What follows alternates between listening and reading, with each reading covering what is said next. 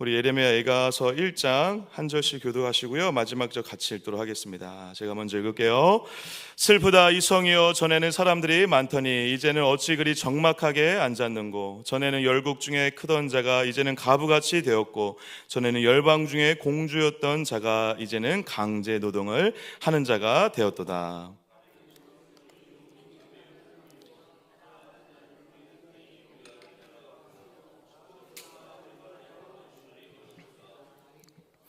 유다는 환난과 많은 고난 가운데 사로잡혀 갔도다. 그가 열국 가운데 거주하면서 쉴 곳을 얻지 못하며 그를 핍박하는 모든 자들이 궁지에서 그를 뒤따라 잡았도다. 절기를 지키려 나아가는 사람이 없음이로다. 모든 성문들이 적막하며 제사장들이 탄식하며 처녀들이 근심하며 시온도 공고를 받았도다. 그의 대적들이 머리가 되고 그의 원수들이 형통함은 그의 죄가 많음으로 여호와께서 그를 공고하게 하셨음이라. 어린 자녀들이 대저에게 사로잡혔도다. 딸 시온의 모든 영광이 떠나가며 그의 뒤주다들은 꼴을 찾지 못한 사슴들처럼 뒷돈 자 앞에서 힘없이 달아났도다.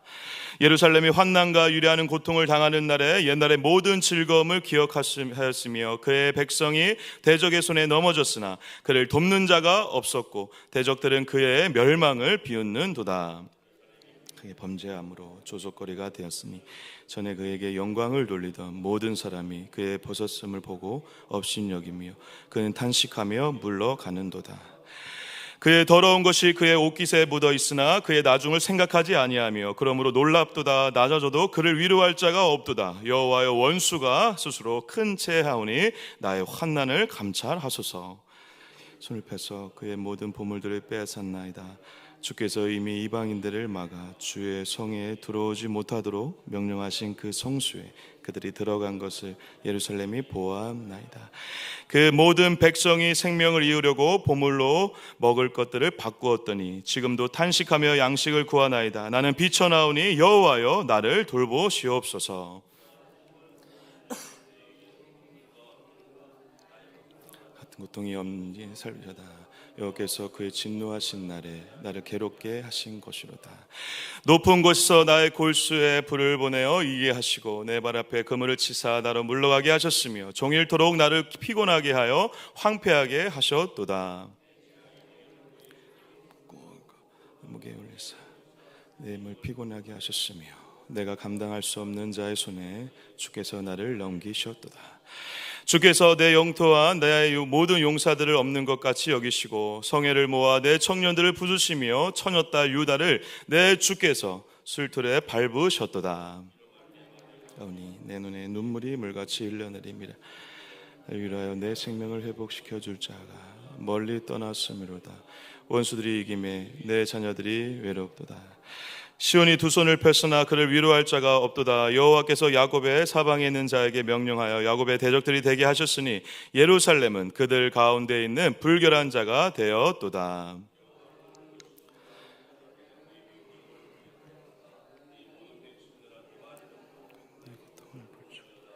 나의 처녀들과 나의 청년들이 사로잡혀 갔도다. 내가 내 사랑하는 자들을 불렀으나 그들은 나를 속였으며 나의 제사장들과 장로들은 그들의 목숨을 회복시킬 그들의 양식을 구하다가 성 가운데에서 기절하였도다. 보시옵소서. 내가 환난을 당하여 나의 애를 태우고 나의 마음이 상하오니 나의 반역이 심히 큼이니이다. 밖에서는 칼이 내 아들을 빼앗아가고 집안에서는 죽음 같은 것이 있나이다.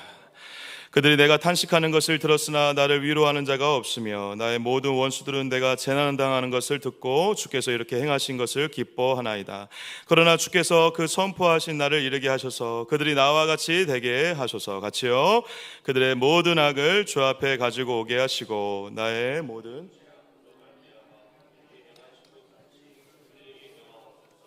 나의 탄식이 많고 나의 마음이 병들었나이다. 아멘, 아멘. 할렐루야. 이 새벽에 또 주의 전으로 달려나와 하나님 앞에 엎드리는 여러분 한 분 한 분 가운데 하늘의 은혜와 은총이 부어져서 오늘도 주님의 은혜의 힘으로 살아가는 복된 날들 되시기를 주님의 이름으로 간절히 축복합니다. 우리 예레미야 애가 1장 말씀 살펴볼 텐데요. 우리 예레미야가 끝나고 예레미야 애가가 이제 이어지고 있습니다. 예레미야 애가는 당연히 누가 썼을까요, 여러분? 예레미야가 썼겠죠. 근데 뒤에 어떤 말이 붙었죠, 여러분? 애가라는 말이 붙었습니다. 물론 애가라는 말에 대한 해석이 여러 가지가 있는데요, 저는 이렇게 좀 정리하고 싶습니다. 에카라는 히브리어가 있는데 그게 뭐냐면 슬프다, 어찌 이런 일이 있을 수 있느냐라고 하는 단어입니다. 그리고 이 에카라는 단어를 이 예레미야가 1장, 2장, 4장에 시작하는 문장에 보면 동일하게 나오고 있습니다. 에카라고 얘기하면서 슬프다, 어떻게 이러한 일이 있을 수 있느냐라고 하며 그렇게 한탄하고 고통 가운데 절망하는 시인의 고백을 알 수 있는데, 그때 썼던 그 단어 에카라는 단어에서, 슬프다라는 단어에서 이 에가라는 단어가 파생되었다라고 우리가 예상해 볼 수 있다는 것입니다. 그래서 실제로 70인역이라든가 여러 수많은 성경에서는 이 예레미야 애가를 어떻게 제목을 붙였냐면 예레미야의 슬픈 노래라고 제목을 붙였습니다. 그런데 이제 히브리어로는 아까 말씀드린 것처럼 에카라고 그렇게 불려졌었죠. 그래서 예레미야의 슬픈 노래, 슬픈 찬양 정도라고 우리가 이해해 볼 수 있을 것 같습니다. 근데 예레미야 애가 이 슬픈 노래거든요. 그리고 1장부터 5장 굉장히 짧은 성경이죠. 그리고 1장부터 5장은 다 어떻게 보면 각각의 하나의 시라고 할 수 있습니다. 그러니까 총 몇 개의 시가 있는 것이죠? 5개의 시가 있는 것입니다. 5개의 시, 그 5개의 슬픈 시인데 5개의 슬픈 노래가 성경에 있다라는 것입니다. 저는 이게 굉장히 중요한 의미가 있다라고 생각되어집니다. 여러분, 슬픔의 노래이고 슬픔의 시인데, 그래서 이 슬픔의 노래와 시를 고백했던 이 예레미야 개인의 고백이 지금 성경에 담겨져 있다라는 것이 왜 중요하고 의미가 있을까? 이 슬픔의 노래라는 것이 우리에게도, 지금 이 성경을 읽고 있는 우리에게도, 우리 이스라엘 백성들에게도 어떤 의미가 있을까를 먼저 생각해 본다면, 예레미야 애가를 읽는 데 있어서, 그리고 우리가 예레미야를 통해서 받는 은혜를 더 크게 우리가 생각해 볼 수 있지 않을까라는 생각이 듭니다. 저는 이 예레미야 애가를 묵상할 때마다, 예전에도 설교를 했었고 이번에도 다시 묵상하면서 이런 마음이 들었어요. 슬픔의 노래인데 과연 우리의 슬픔의 노래로만 그치는 것일까라는 마음이 들었습니다. 너무 이제 결론적으로 말씀을 드려서 죄송한데요, 무슨 말이냐면 예레미야가 슬픔의 노래를 하고 있는데 이상하게 하나님의 슬픔의 노래로 들리는 거예요. 저는 하나님의 눈물이 보이고 하나님의 아픔이 보이는 거죠. 왜 그렇죠? 예레미야가 1장부터 5장까지 계속 얘기하는 가장 중요한 핵심 주제는 이겁니다. 하나님이 이스라엘 백성들을 심판하고 싶지 않았어요. 끝까지 기회를 주셨죠. 시간을 주시고 돌아오라고 계속 경고를 하셨어요. 그런데 말을 안 들어. 그럼 어떻게 되죠? 그러면 말 안 들으니까 에라 모르겠다, 네 알아서 살아라, 이렇게 해야 되는 게 좋은 부모인가요? 아니죠. 끝끝내 참고 기다렸는데도 불구하고 돌아오지 않는 그 백성들, 우매한 백성들, 어리석은 백성들을 그냥 놔둘 수 없어서 심판하신 거죠. 그게 하나님의 딜레마였죠, 여러분. 하나님의 슬픔이었죠. 심판하고 싶지 않은 이스라엘 백성들을 심판해야 되는 상황이었던 거예요. 심판을 하지 않으면 하나님의 공의가 무너지는 것이고, 심판하지 않고 놔두면, 그리고 놔둠으로 인해서 이스라엘 백성들을 그냥 방치하게 되는. 근데 그 이스라엘 백성들을 또 심판하면 어떤 문제가 생기죠? 이스라엘 백성들에게 고통이 있고 하나님 마음도 아프고 하나님이 창조하시고 사랑한 그 백성들을 무너뜨려야 되는 그런 고통 가운데 있는 하나님의 슬픔, 하나님의 아픔, 하나님의 딜레마 가운데 예레미야의 고백을 통해서 하나님의 그 애통하고 슬퍼했던 마음들이 잘 담아져 있다라는 것입니다. 사랑하는 여러분, 그래서 이 시를 읽으면서 이제 5개의 시를 이제 오늘부터 5일 동안 읽으신다 생각하시면 좋을 것 같은데요, 이것은 굉장히 운율적이고 문학적인 작품이다 생각하시며 산문처럼 그냥 글을 읽듯이 읽으시면 안 되고, 어떤 시인이 그리고 하나님이 감정을 실어서, 어떤 시적인 마음을 실어서 운율을 살려서 고백하고 있는 노래다라고 생각하시며 한 장 한 장을 노래하듯이, 그리고 시를 읊듯이, 그리고 그 시에 담겨져 있는 하나님의 슬픔은, 하나님의 딜레마는 무엇일까, 그 애통하는 어쩔 수 없었던 그 마음은 무엇일까라고 생각하는 마음으로 읽으신다면 저와 여러분들에게 더 큰 의미가 있을 것이라 생각되어집니다. 그래서 실제로 여러분, 이 슬픔의 노래를 그냥 우리가 그냥 넘어가지 않고 성경에 기록되었듯이 실제로 이스라엘 백성들에게도 굉장히 중요한 절기에 읽혀졌던 5가지 성경 중에 하나가 바로 예레미야 애가였다는 것입니다. 그 예레미야 애가는 특별히 성전 파괴를 애도하는 절기 때 이 예레미야 애가를 사람들이 수시로 읽고 찬양을 했다는 것이죠. 왜 찬양했을까요, 여러분? 그냥 슬프다, 나 슬프다 그렇게 얘기하려고 했을까요? 아까 말씀드린 것처럼 하나님의 슬픔을, 혹은 우리들의 하나님께서 심판하실 수밖에 없었던 우리들의 죄악을 기억하기 위해서 그렇게 읊었다라는 것이죠.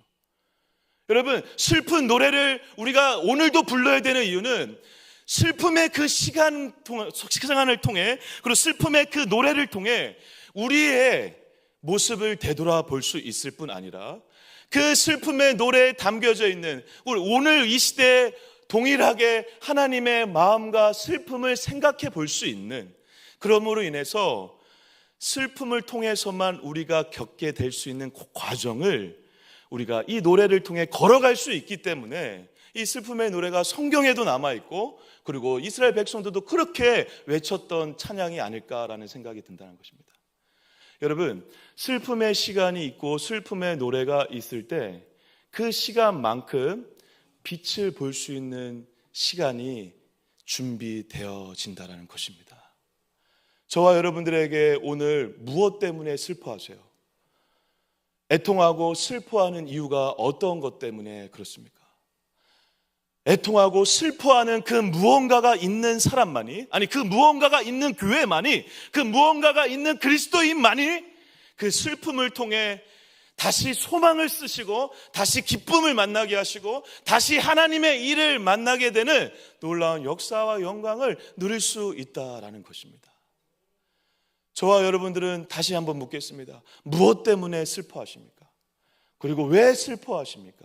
오늘 예레미야는 다른 수많은 것들을 얘기하면서 단 한 가지 때문에 사실 슬퍼하고 있습니다. 그것은 무엇일까요? 하나님께서 우리를 심판하신 것 때문에 슬퍼한 게 아니라, 물론 그게 슬프죠. 하나님 우리를 심판하신 것 때문에 슬퍼하는 것이 아니라 그 심판을 하실 수밖에 없었던 우리의 죄 때문에 슬퍼하고 있다는 것입니다. 여러분, 이것이 너무 중요합니다. 저와 여러분들은 물론 어렵고 힘들고 환난이 닥쳤을 때 슬퍼해야죠. 고통으로 느끼지 않는 것도 병이 될 수 있습니다. 슬퍼해야죠. 그런데 여러분, 안 좋은 일이 생겨서, 그리고 내 가정에 문제가 생겨서, 그리고 사업이 잘 안 돼서 슬퍼하는 것, 그것에 더 나아가서, 그러한 슬픔으로 더 나아가 우리가 더욱더 본질적이고 정말 눈물을 흘려야 될 건 무엇이냐면, 그 모든 문제 이면에 하나님을 버리거나 하나님이 없거나 하나님을 외면하거나 혹은 그로 인해서 짓고 있는 모든 죄로 인해 우리가 겪게 되고 있는, 아니 우리가 겪고 있지 않지만 우리가 하고 있는 그러한 모습들 모두를 우리가 슬퍼할 수 있는 것이 진짜 슬픔의 이유이자 목적이 아닐까라는 생각이 듭니다. 예레미야가 그 고백을 하는 것입니다. 우리 1절부터 서두는 읽지 않고 5절 한번 읽어볼까요? 5절 읽겠습니다. 시작. 그의 대적들이 머리가 되고 그의 원수들의 형통함은 그의 죄가 많음으로 여호와께서 그를 공고하게 하셨습니다. 어린 자녀들이 대적에게 사로잡혔도다. 8절도 제가 한번 읽어볼게요. 예루살렘이 크게 범죄함으로 조속거리가 되었으니 전에 그에게 영광을 돌리던 모든 사람이 그의 벗었음을 보고 업신여기며 그는 탄식하며 물러가는도다. 여러분, 이렇게 말씀들을 보면요, 뭔가 어떠한 결과에 대해서, 어떤 상황에 대해서, 비참한 상황에 대해서 얘기하고 있어요. 근데 그 원인이 뭐라고요, 여러분? 그 원인, 그렇게 그러한 상황이 발생됐었던 이유와 원인에 대해서 더 슬퍼하고 있는데 그 원인이 뭐라고요? 그의 죄가 많음으로, 그리고 예루살렘이 크게 범죄하였으므로. 예레미야는 슬픔의 노래를 부르고 있다라는 것입니다. 그래서 4절에는 이렇게까지 얘기를 하고 있습니다. 4절 제가 한번 읽어볼게요. 시온의 도로들이 슬퍼하며 절기를 지키려 나아가는 사람이 없음이로다. 모든 성문들이 적막하며 제장들이 탄식하며 처녀들이 근심하며 시온도 공고를 받았도다. 여러분, 여기에 나오는 이 단어들을 잘 보십시오. 절기, 제사장, 성문. 여러분, 지금 뭐가 무너져 있음을 슬퍼하고 있죠, 여러분? 예배가 무너지고 있고, 제사가 드려지지 못하고 있고, 하나님을 만나지 못하고 있고, 하나님과 동떨어져 있는 이스라엘의 처참하고 비참한 상황을 애통해하고 있다는 것입니다. 사랑하는 동학교회 성도 여러분, 저희 가정을, 그리고 우리 교회를, 우리 각자의 그러한 삶의 터전, 그리고 대한민국을 생각할 때 예배가 무너져 있거나, 그리고 죄악이 있거나, 그리고 하나님과의 관계가 멀어져 있는 것을 보며 여러분 한 분이 거기에서 슬픔의 노래를 불러주시기를 바랍니다. 예레미야 애가가 아니라 여러분들의 애가를 이제 써주셔야 합니다. 여러분들의 애카가 여러분들의 삶의 터전에서 울려 펴지고 그것이 하나님께 기도로 드려질 때 그 여러분들의 간절한 기도와 그 슬픔의 노래들이 하나님께는 다시 새로운 역사를 시작하는 기쁨의 노래가 되는 은혜가 있을 줄 믿습니다. 실제로 예레미야 애가를 끝으로 예레미야는 이 역사의 저편에서 사라지지만 저와 여러분들이 잘 알다시피 예레미야가 슬픔의 노래를 부르면서 불렀던 하나님에 대한 소망과, 그래도 끝내 우리가 회개하며 애통하며 구절절 슬퍼하며 그가 노래했던 끝에 결국 누구를 붙잡죠? 하나님을 붙잡습니다. 그래도 소망은 누구에게 있다? 하나님에게 있다. 할렐루야. 그것을 붙잡고 고백했던 예레미야를 통해 그 말씀 그대로 하나님께서 그 말씀을 성취하시죠. 어떻게 성취하시죠? 하나님의 슬픔과 하나님의 딜레마를 어떻게 성취하시죠, 여러분? 예수 그리스도의 오심을 통해 심판할 수 없지만 심판하실 수밖에 한 하나님이 그 심판을 이제 누구에게 쏟는 방식으로 우리를 살리시죠?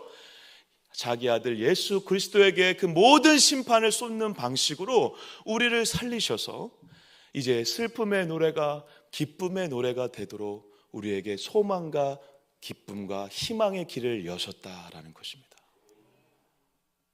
여러분들은 오늘 무엇 때문에 슬퍼하십니까? 그리고 무엇 때문에, 그리고 무엇을 위해 애카를 부르고자 하십니까? 나의 죄, 우리 교회의 죄, 그리고 대한민국의 죄, 그리고 우리 대한민국과 교회의 안타까운 현실들, 그리고 예배가 무너지고 우리 다음 세대 아이들에 대한 그런 애통한 마음이 있으십니까? 오늘 어떠한 애카를 여러분들이 쓰시길 원하십니까? 사랑하는 여러분들이 이 예레미야 애가 1장부터 5장까지를 읽으시면서 그 하나님의 마음으로 여러분들의 애카를 쓰시는 시간이 되시기를 주님의 이름으로 간절히 축복합니다.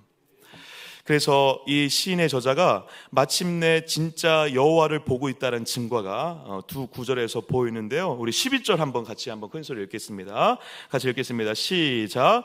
그 모든 백성이 생명을 이으려고 볼모로 먹을 것들을 바꾸었더니 지금도 탄식하며 양식을 구하나이다. 나는 비쳐나오니 여호와여 나를 돌보시옵소서. 아멘, 아멘. 사랑하는 여러분, 여러분들의 기도와 찬양 가운데, 시와 같은 고백과 노래 가운데 끝내 여러분들의 고백의 마지막이 이 고백이 되시기를 주님의 이름으로 간절히 축복합니다.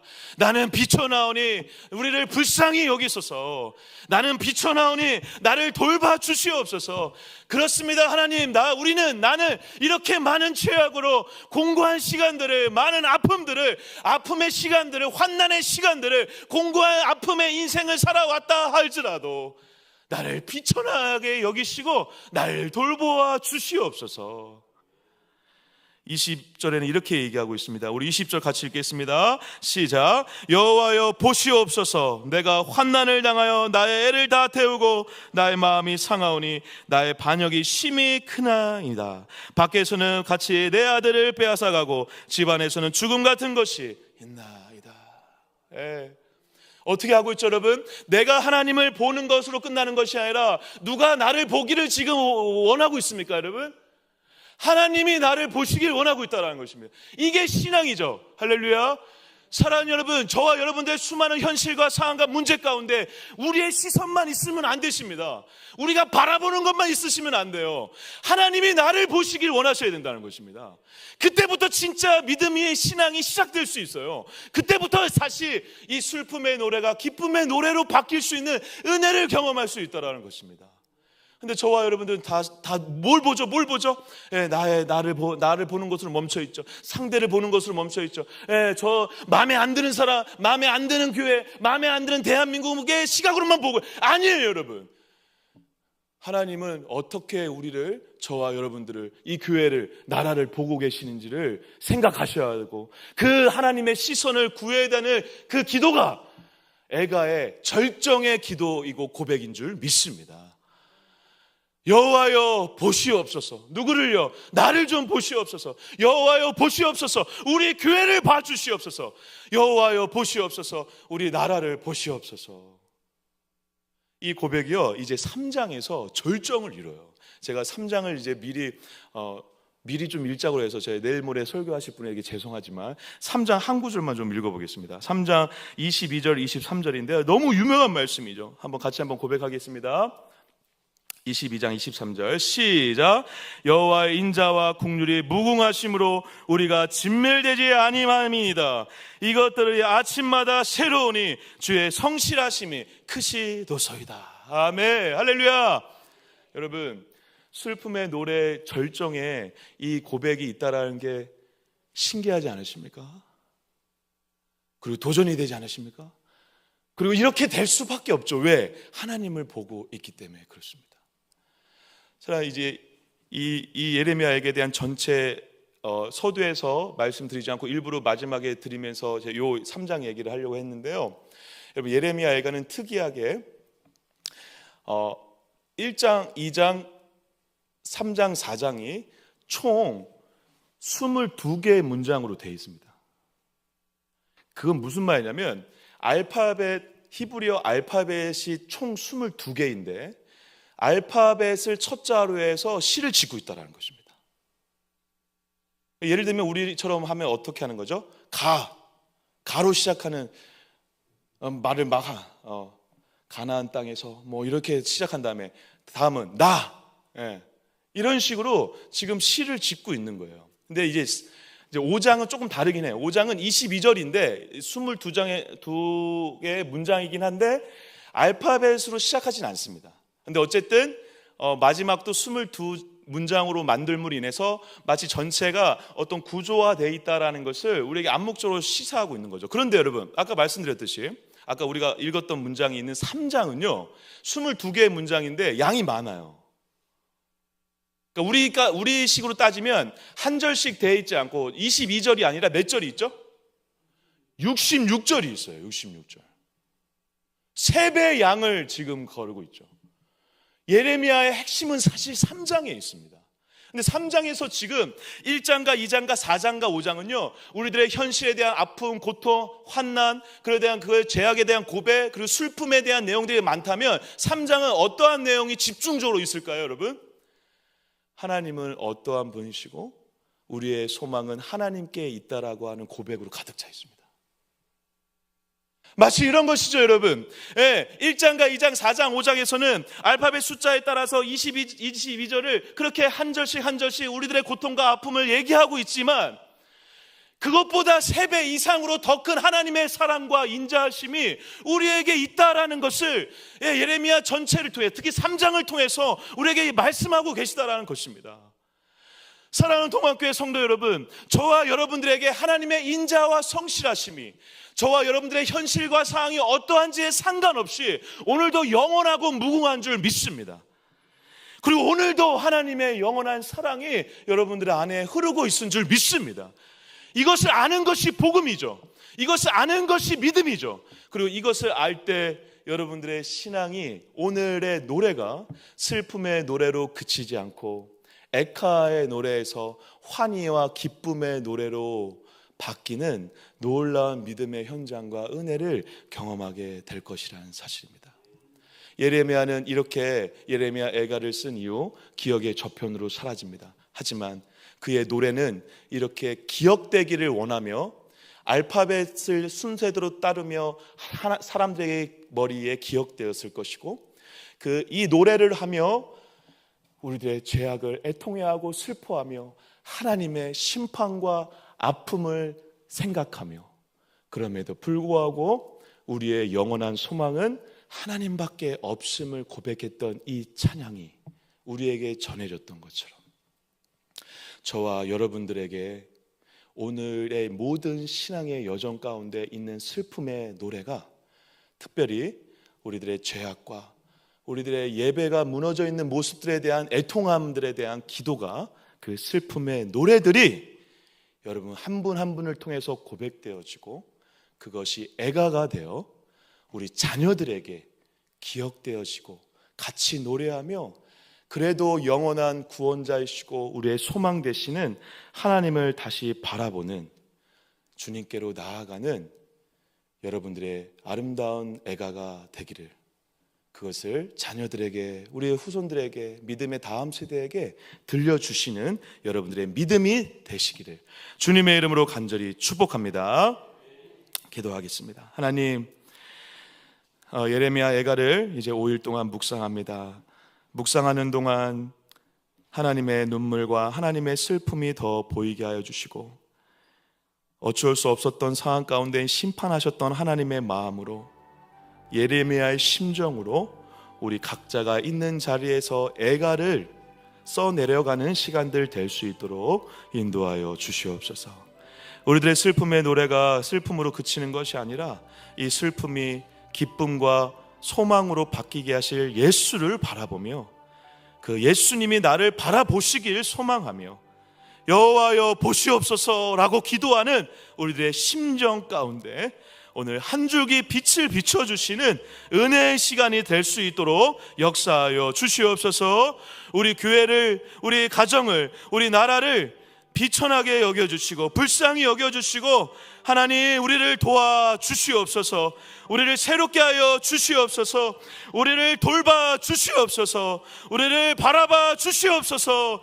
이 간절한 기도 제목들이 응답되어지는 한 날 될 수 있도록 은혜 베풀어 주시옵소서. 우리 기도 제목들, 각자 가르치는 기도 제목들과 우리 교회와 나라의 민족을 위해서 우리 말씀 붙잡고 기도하시다가 돌아가도록 하겠습니다. 주여 한번 외치고 기도합니다.